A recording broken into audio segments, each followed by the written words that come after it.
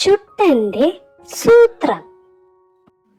ഒരിടത്തൊരിടത്ത് ഒരു മാളത്തിൽ ചുട്ടൻ എന്ന ഉറുമ്പും കൂട്ടുകാരും താമസിച്ചിരുന്നു.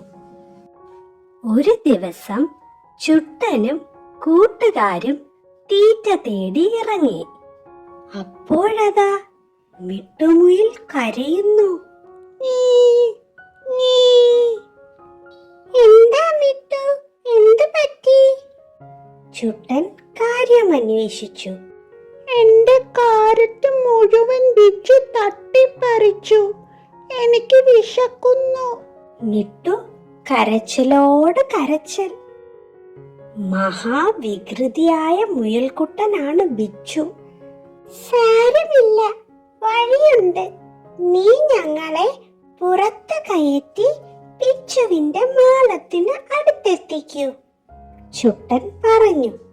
മിട്ടുമുയിൽ ചുട്ടനെയും കൂട്ടുകാരെയും പുറത്തു കയറ്റി ബിച്ചുവിന്റെ മാളത്തിന് അടുത്തെത്തി.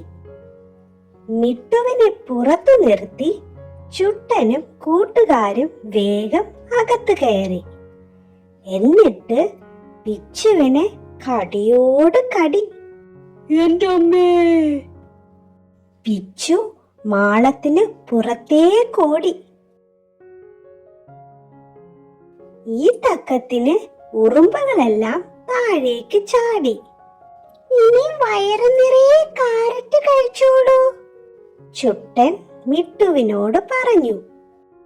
മിട്ടു ബിച്ചുവിന്റെ മാളത്തിൽ കയറി ആവശ്യത്തിന് കാരറ്റ് കഴിച്ചു.